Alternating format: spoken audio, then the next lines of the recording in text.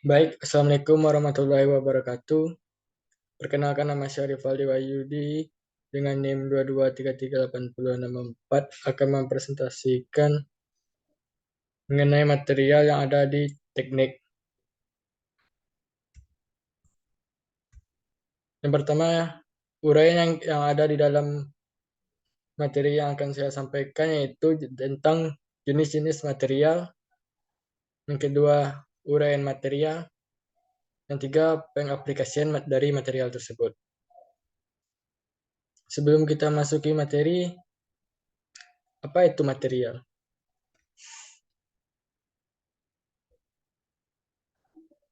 Material merupakan zat atau benda yang mana sesuatu dapat dibuat darinya, atau barang yang dibutuhkan untuk membuat satu material. Seringkali disebut sebagai bahan mentah atau yang belum diproses. Tetapi kadangkala telah diproses sebelum digunakan untuk proses produksi lebih lanjut. Material teknik adalah material yang digunakan untuk menyusun sebuah benda dan digunakan untuk perekayasaan dan perancangan di bidang teknik. Pada umumnya, jenis material yang digunakan di bidang industri teknik adalah sebagai berikut. Yang pertama adalah metal, yang terdiri dari logam ferro dan logam non-ferro. Yang kedua adalah plastik. Plastik mempunyai golongan seperti termoplastik, thermosets, dan elastomers. Yang ketiga adalah keramik, dan yang keempat adalah komposit. Logam ferro adalah logam yang mengandung unsur besi. Yang pertama adalah baja. Baja merupakan logam paduan berbahan dasar besi yang mempunyai sifat murni, mempunyai sifat yang kurang kuat, mudah berkarat, namun memiliki tingkat kesulitan yang tinggi. Biasanya dipadukan dengan beberapa elemen lainnya, termasuk unsur karbon, untuk memodifikasi karakteristiknya. Karakteristik baja adalah dengan sifat yang mudah dibentuk dan fleksibel, sehingga dia bisa dibuat menjadi berbagai macam bentuk sesuai dengan kebutuhan. Pengaplikasian baja pada bidang industri seperti material pembuatan mesin, material suku cadang, material pada dunia konstruksi, dan masih banyak lagi.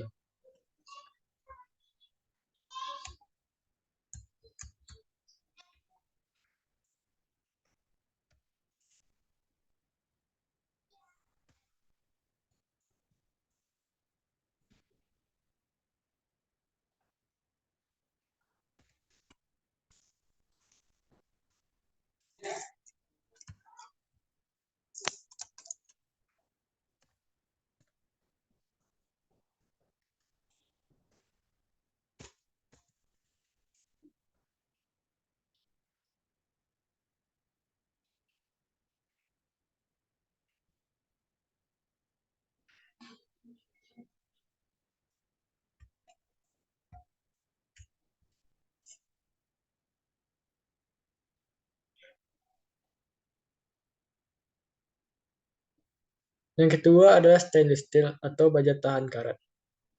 Stainless steel adalah merupakan paduan dari besi dan karbon, yaitu material yang tersusun dari penambahan campuran kromium serta paduan elemen lain seperti nikel dan mangan. Karakteristik stainless steel adalah punya sifat yang tahan lama untuk terdeformasi, seperti mampu bekerja pada kisaran suhu yang lebih tinggi. Pengaplikasian pada bidang industri seperti konstruksi pada tempat penyimpanan atau tangki, industri farmasi dan alat kedokteran, pipa, industri perabotan dapur, dan lain sebagainya.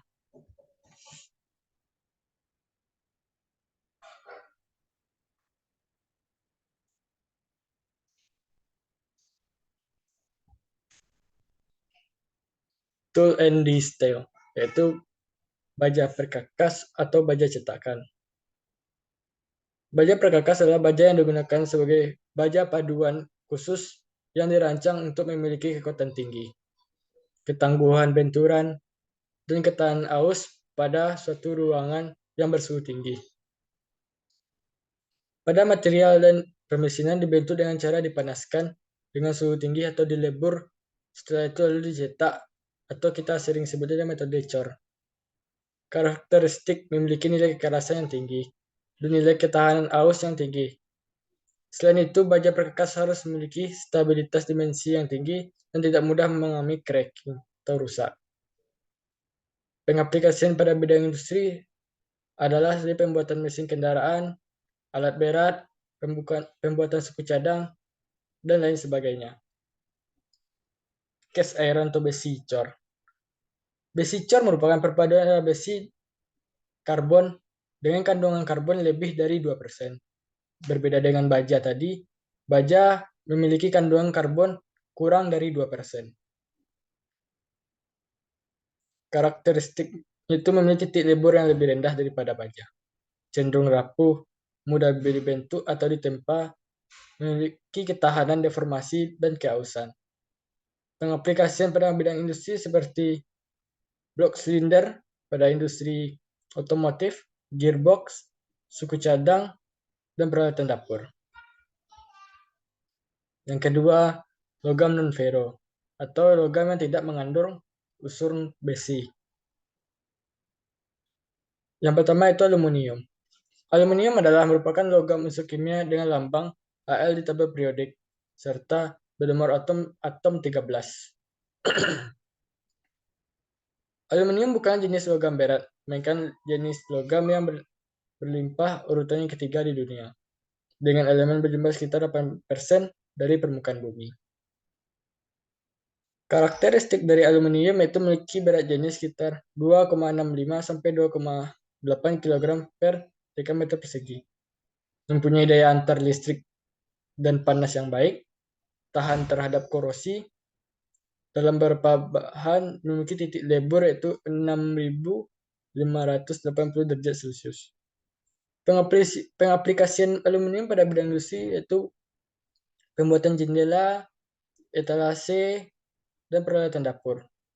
Dan juga pada industri penerbangan, industri otomotif, sebagai pelindung kabel pada jalur kabel yang ada di industri. Yang kedua yaitu koper atau tembaga. Tembaga memiliki lambang unsur kimia dengan lambang Cu dengan nomor atom 29. Karakteristik tembaga itu logamnya yang lunak, mudah ditempa, dan ulet. Dengan konduktivitas termal dan listrik yang sangat tinggi, permukaan tembaga murni baru harus diekspos memiliki warna oranye merah muda. Tembaga digunakan sebagai konduktor panas dan listrik untuk building material, bahan bangunan, dan sebagai konsisten dari beberapa paduan logam.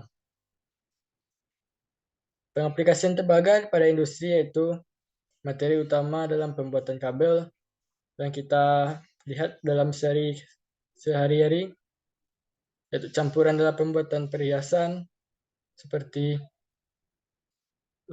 logam emas, perak, serta perunggu. Pada pembangkit listrik, barang elektronik yang kita sering jumpai di sekitar kita, serta lain sebagainya. Titanium.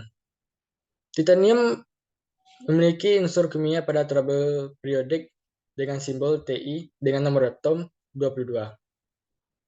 Karakteristik titanium merupakan logam transisi yang ringan, kuat, berkilau, dan tahan koresi dengan warna putih metalik keperakan. Pengaplikasian titanium pada industri yaitu meliputi sebagai pengaplikasian untuk mesin pemindah panas, pipa-pipa industri, bejana yang bertekanan tinggi, serta juga sebagai campuran perhiasan. Yang keempat adalah nikel. Nikel memiliki unsur kimia dalam tabel periodik dengan simbol Ni dengan nomor atom 28.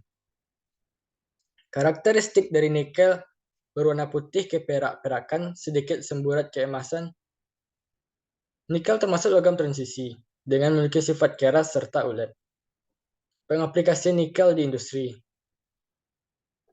Kita tahu bahwa Indonesia adalah salah satu penghasil nikel terbesar di dunia, yang terletak di Pulau Sulawesi.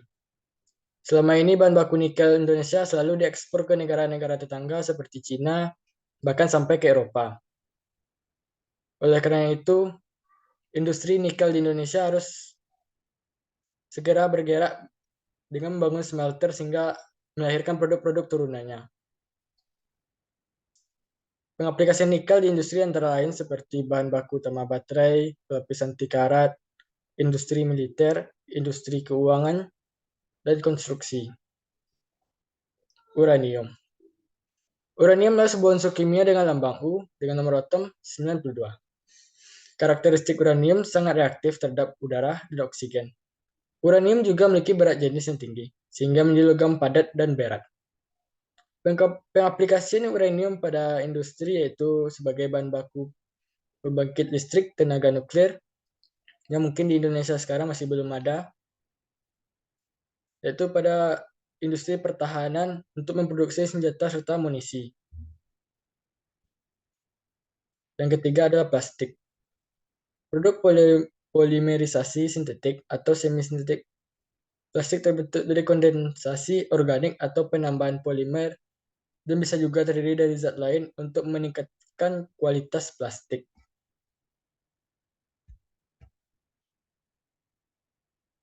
Termoplastik. Termoplastik merupakan jenis plastik yang melunak jika mengalami pemanasan dan akan mengeras jika mengalami pendinginan. Proses pelunakan dan pengerasan termoplastik dapat berlangsung berulang kali. Macam-macam termoplastik, yaitu acrylonitrile butadiene citrate atau kita singkat dengan ABS, nilon polyethylene polyvinyl klorida atau PVC. Yang pertama itu acrylonitrile butadiene citrate atau ABS. Merupakan sejenis polimer termoplastik yang tersusun dari polimer-polimer lainnya. Karakteristiknya adalah memiliki ketahanan pada benturan dan ketangguhan modifikasi dalam komposisi monomer yang membentuk ABS. Dapat menyebabkan variasi dalam ketahanan pada benturan, suhu, dan ketangguhan. Pengaplikasian acrylonitrile butadiene citrate antara lain seperti pada perangkat elektronik, pada bodi-bodi kendaraan, dan lain sebagainya. Dan juga pada helm safety yang kita kenakan sehari-hari pada di dunia industri. Yang kedua adalah nilon. Nilon merupakan suatu keluarga polimer sintetik dibuat dari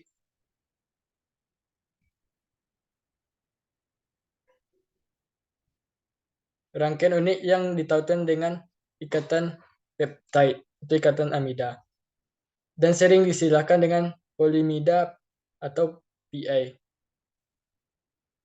Ditujukan menjadi pengganti sintetis dari sutra untuk diwujudkan dengan menggunakannya serta untuk menggantikan sutra. Karakteristik dari nilon untuk mempunyai ciri khas yang elastis, ringan, dan kuat. Nilon juga mempunyai tekstur yang lembut dan tidak menyerap air, sehingga bahan ini bisa cepat mengiring jika dicuci Nilon juga tahan terhadap kotoran, bakteri, keringat, dan bahan kimia yang digunakan untuk mencuci baju.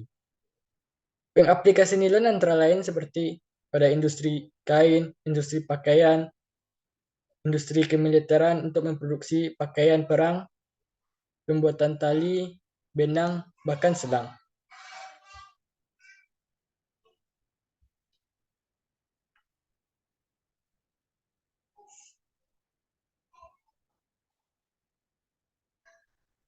Polietilen.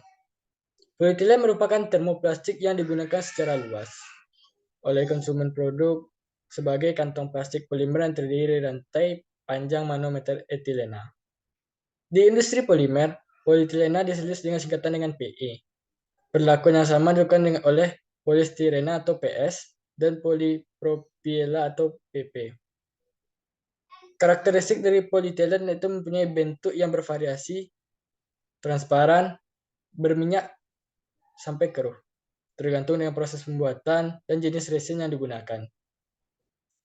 Polietilen juga fleksibel dan mudah dibentuk, mempunyai daya tahan rentang yang sangat tinggi. Pengaplikasian polietilen seperti pembungkus makanan, buah-buahan, produk beku atau produk tekstil, seperti pembungkus makanan, styrofoam, dan lain sebagainya. Selanjutnya, polyvinyl klorida atau PVC. Polyvinyl klorida merupakan monomer vinyl klorida dan air diintroduksi ke reaktor polimerisasi dan inisiator polimerisasi bersama bahan kimia tambahan untuk menginisiasi reaksi. Kandungan pada wadah reaksi terus mencampur untuk mempertahankan suspensi dan memastikan keseragaman ukuran partikel resin PVC. Karakteristik polyvinyl klorida itu sifatnya keras, kaku, kekuatan benturan yang baik, mudah terdegradasi akibat panas, cahaya, mudah disintetis, bentuknya serbuk, putih, dan mudah diolah, serta mudah larut dalam suhu kamar dan tidak mudah terbakar. Pengaplikasian polyvinyl atau PVC antara lain sebagai bahan bangunan, bahan pembuatan pakaian, bahan pembuatan pipa, bahan pembuatan atap, serta instalasi kabel listrik. Termoset, polimer yang tidak dapat mencair atau meleleh saat mengalami pemanasan.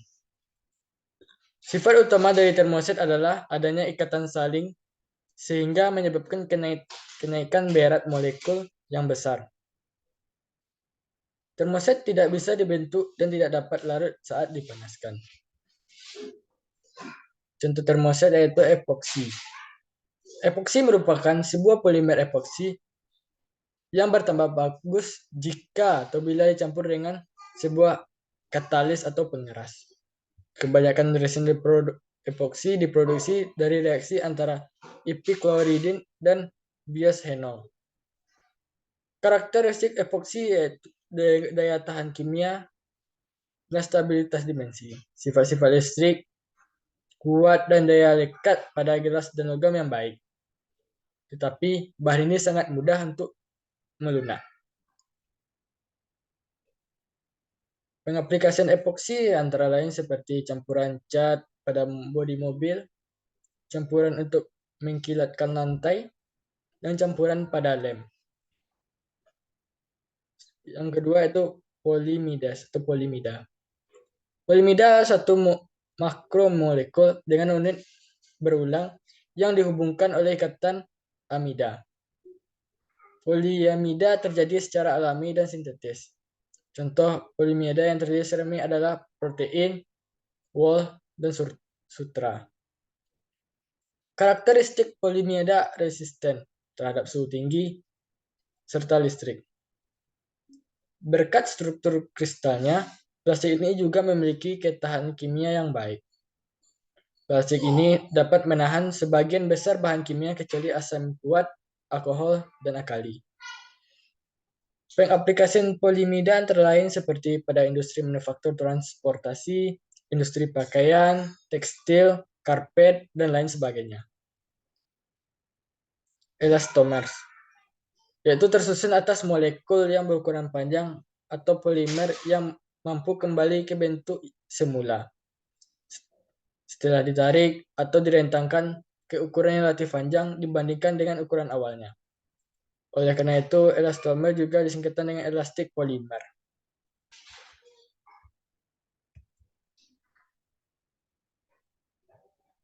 Rubbers atau karet. Karet adalah polimer hidrokarbon yang terkandung pada lateks beberapa jenis tumbuhan. Karakteristik dari karet adalah mempunyai daya tahan terhadap suhu udara yang rendah, kemampuannya dalam menempel pada material logam yang sangat baik, sehingga bisa diaplikasikan dengan komponen logam. Elastis dan daya tahan akan gesekan dan benturan. Pembuatan dan produksinya pun sangat mudah. Pengaplikasian karet antara lain seperti bahan konstruksi, industri otomotif, pembuatan perabotan, pembuatan ban atau benen, kemasan, dan lain banyak sebagainya. Yang kedua, silikon. Silikon merupakan polimer yang dibentuk dengan ikatan antara asam, silikon, dan oksigen. Sebagai rantai utamanya, atom hidrogen atau senyawa hidrokarbon terikat pada atom silikon sebagai rantai samping. Karakteristik silikon polimer adalah cenderung tahan terhadap panas dibandingkan dengan polimer organik konvensional, dan silikon juga merupakan polimer hidrofobik atau tidak suka dengan air, sehingga bisa digunakan untuk membuat benda-benda yang tahan air. Pengaplikasian silikon antara lain sebagai serat optik, sebagai pelindung panas, biasanya terdapat pada peralatan dapur, alat kesehatan, campuran lem, dan lain sebagainya. Yang ketiga itu polyuretenes atau poliuretan. Poliuretan polimer terdiri atas dua rantai unit organik yang dihubungkan oleh tautan uretema atau karbon. Polimer poliuretema dibentuk oleh reaksi sebuah monomer yang mengandung setidaknya dua gugus fungsional isocyanat dengan monomer lainnya, serta mengandung setidaknya dua gugus alkohol didorong dengan katalis. Karakteristik poliuretan aliran yang sangat baik dengan sifat kimia serta mekanik yang sangat baik, ketahanan korosi yang luar biasa, dan sifat eksponer eksternal yang luar biasa menjadikan poliuretan adalah produk alternatif yang cocok. Pengaplikasian poliuretan antara lain seperti bahan pelapis cat, bahan pelapis pada besi, kayu, serta campuran pembuatan lem. Yang keempat adalah keramik.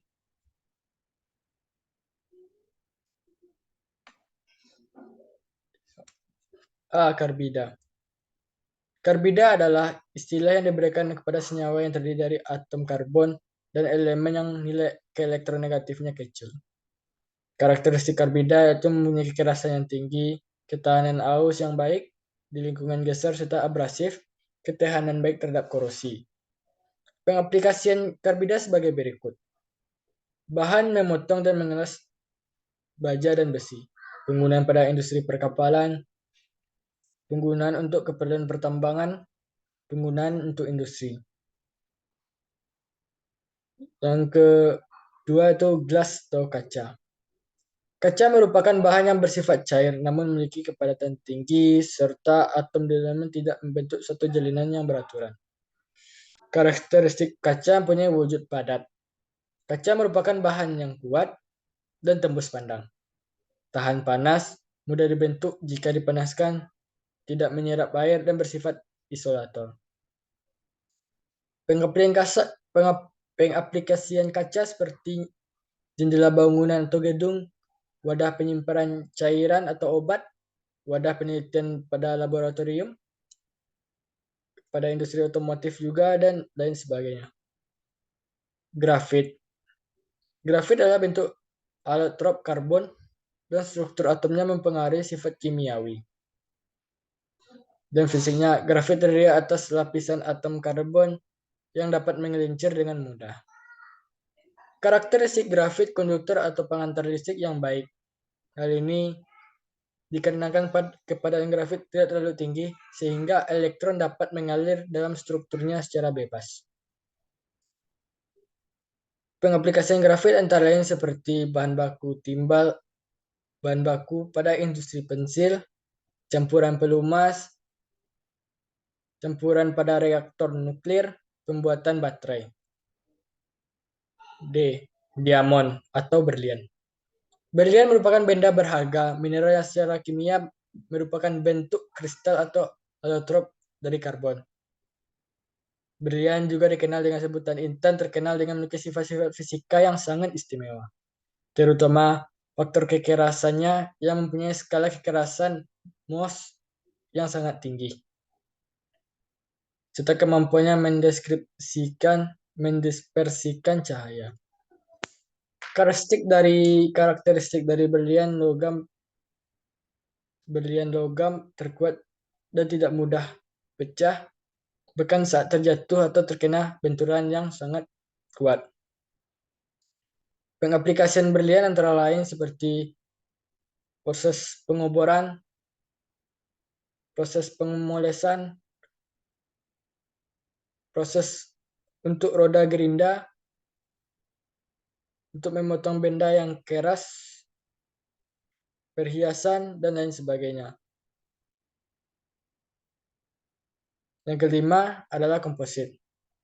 Suatu jenis bahan baru hasil rekayasa yang terdiri dari dua atau bisa lebih atau dari dua bahan. Biasanya disebut dengan unsur campuran dari beberapa material, di mana sifat masing-masing bahan tersebut berbeda setiap satu sama lain. Sifat kimia maupun sifat fisikanya tetap terpisah dalam hasil akhir bahan tersebut. Yang pertama adalah reinforced plastik atau plastik yang diperkuat dengan serat. Reinforced plastik adalah material komposit yang terbuat dari plastik polimer yang diperkuat dengan serat. Seratnya biasanya berupa kaca atau dalam fiberglass, karbon, atau bisa juga karbon, aramid, atau basal. Serta serat lain itu kertas, kayu, boron, atau asbes. Polimer biasanya berupa plastik termoset, epoksi, vinyl ester, atau polyester. Karakteristik dari reinforced plastik jenis material diperkuat oleh struktur dan daya tahan korosi. Mempunyai daya kekuatan tarik yang sangat tinggi, superior dalam duktilitas, bobotnya juga ringan, sehingga tidak memerlukan peralatan yang berat untuk membawanya ke lokasi. Pengaplikasian reinforced plastik antara lain segi pembuatan atap, pembuatan filter atau filtrasi, pembuatan pipa, pengaplikasian pada konstruksi, dan lain sebagainya. Kedua, metal matrix atau matrix logam. Metal matrix material komposit dengan serat atau partikel yang terdispersi dengan matriks logam, seperti tembaga, aluminium, atau baja. Karakteristik metal matrix memiliki sifat fisik seperti ketahanan haus, koefisien gesekan, atau konduktivitas termal.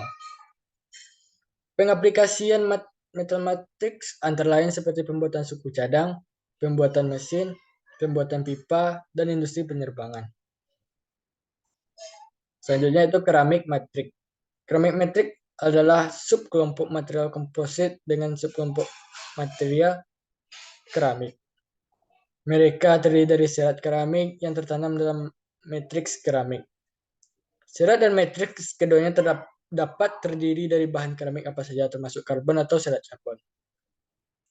Karakteristik keramik matriks, integrasi serat multi-untai panjang telah secara drastis meningkatkan ketahanan retak, pemanjangan, dan ketahanan guncangan termal, dan menghasilkan beberapa aplikasi baru. Penguatan yang digunakan dalam komposit matriks keramik berfungsi meningkatkan ketangguhan patah dari sistem material gabungan sambil tetap memanfaatkan kekuatan tinggi yang melekat pada modulus Young dari matriks keramik tersebut. Pengaplikasian keramik matriks sebagai berikut, yaitu pada sistem pelindung panas, sistem komponen turbin gas, komponen yang mudah pembakar, dan komponen yang sebagai media bakar. Nanti itu laminates atau laminasi. Laminasi adalah teknik atau proses pembuatan bahan dalam beberapa lapisan, sehingga bahan komposit mencapai peningkatan kekuatan stabilitas suasi suara. Penampilan atau sifat lain dari penggunaan bahan yang berbeda seperti plastik. Karakteristik laminas berbeda tergantung dengan tujuan atau keinginan yang akan dibuat. Biasanya pada percetakan yang menggunakan kertas pun menggunakan polimer. Pengaplikasiannya itu pada buku, map, papan iklan, baliho, majalah, mesin cetak, dan lain sebagainya. Sekian, terima kasih. Itu yang dapat saya sampaikan. Assalamualaikum warahmatullahi wabarakatuh.